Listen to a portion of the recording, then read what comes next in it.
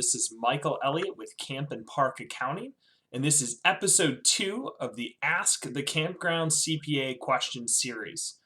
So today the question we want to answer is one that I've taken several times this week from campground owners, and it's related to how to track and maintain a ledger of expenses related to loan disbursements from the EIDL, the emergency SBA loan, and also the PPP, the Paycheck Protection Program loan, which you got directly through your local bank. So the question today is, how do we go about tracking those expenditures? So there's a number of different ways to do this depending on your accounting software that you use, depending on how you keep track of your books and records. But in general, those two loans, the EIDL and the PPP loan, it's incredibly important for you to keep track of how you're spending that money. The reason is those two loans, especially if you got both of them, require you to use those expenditures for different purposes. And in the case of the PPP loan, it's to use that money for a very specific purpose. Now, the emergency loan also is supposed to be used to meet your fixed operating expenditures.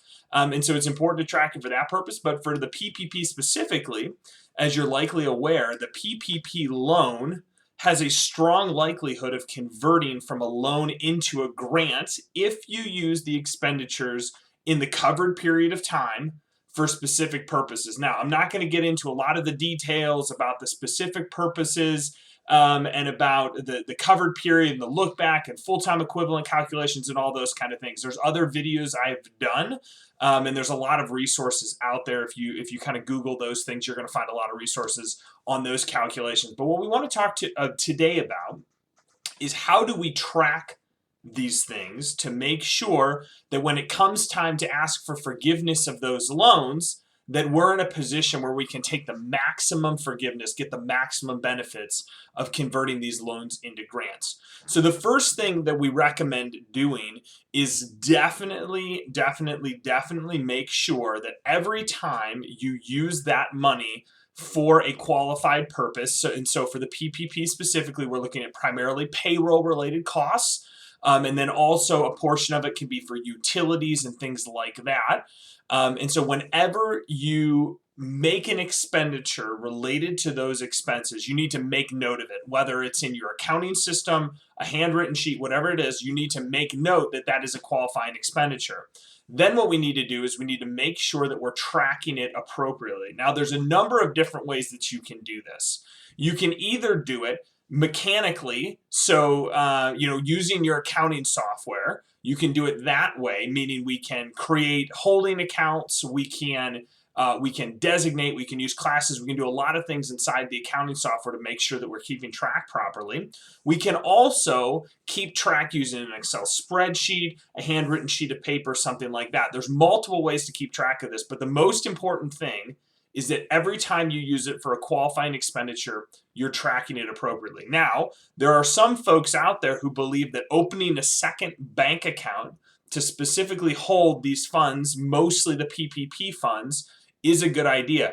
I don't know if it's worthwhile. I don't think you have to have a separate account, meaning I don't think you have to have a separate bank account in order to do this properly, meaning I believe you're likely to get forgiveness fairly easily without having a separate bank account. However, for some folks, if there's a decent amount of money involved, having a separate bank account to deposit those PPP funds into, and then as you spend money on qualifying expenditures out of your normal operating account, you can simply transfer money from your new bank account into your operating account to cover those qualified expenditures. So that way, in theory, everything that was pulled out of that special PPP bank account, in theory, right, was used for qualifying expenditure, and therefore should be pretty easy to prove when forgiveness, the time for forgiveness on that loan comes in 8 to 12 weeks, depending on when you get the money.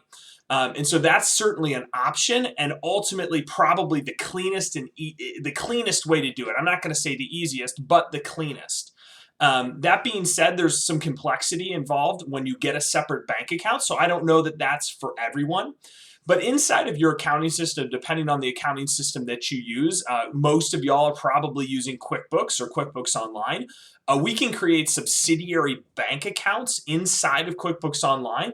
That would basically be a sub account of a parent bank account where we can have the money all in one bank account, but the subsidiary account can be used to track specifically those expenditures. This is the way that I would recommend doing it rather than opening a separate account. I think opening a separate account is fine. If that makes you feel better and you're more comfortable and for ease of use for you, great, let's do it. But for many of you, creating just a subsidiary bank account inside of your QuickBooks might be the easiest way to do that. What that allows us to do is that allows us to use the bank account in a similar way to how we've done it in the past, except rather than being kind of mingled or commingled in with all of your normal operating funds, what you're able to do is specifically break that out. And what I'm going to do is I'm going to record a video showing how you can do this inside of QuickBooks. I'll use QuickBooks Desktop since a lot of you are in that product, but QuickBooks Online, it'll transfer over to QuickBooks Online as well. And then it will allow you to reconcile the master account and will include the subsidiary funds as well. So it's a pretty easy way to do it. That's for the PPP loans specifically. For the EIDL, I think you can do a similar thing. Now with the emergency loan, these EIDL loans directly through the SBA, we're not as concerned about the specific tracking of it from the perspective of there's no forgiveness. Principally, there's no forgiveness. It's going to mostly be a loan. However, the purpose of that loan was to cover those fixed operating expenditures. And so what we want to do is we do want to make sure that we at least have enough tracking to prove in the event that someday SBA comes back looking at us that we did use those for fixed operating expenditures and didn't just use that to take a bunch of money out of the park, out of the campground business personally. So it is important to keep track of the EIDL as well. Probably not as critical right now as the PPP, but you can do it. And we can do it through a separate subsidiary bank account as well, and I will do that as well in the video. I will show you how to create those two subsidiary bank accounts and how you can kind of transact business inside of your accounting system that way. Now, if you do not have an accounting system, don't panic. Keep a spreadsheet, keep a piece of paper and a pen, and track it that way. At the end of the day, the accounting system itself isn't going to matter. It's going to be, do you have some sort of tracking mechanism, whether it's, again, a spreadsheet or an accounting software? Do you have receipts and payroll reports to back up those figures? If the answer to that is yes, you have a very strong likelihood of being able to get the forgiveness that you really need on that loan. Again, subject to the various FTE calculations, wage calculations, and things like that. So keep an eye out for that video to come out very soon here.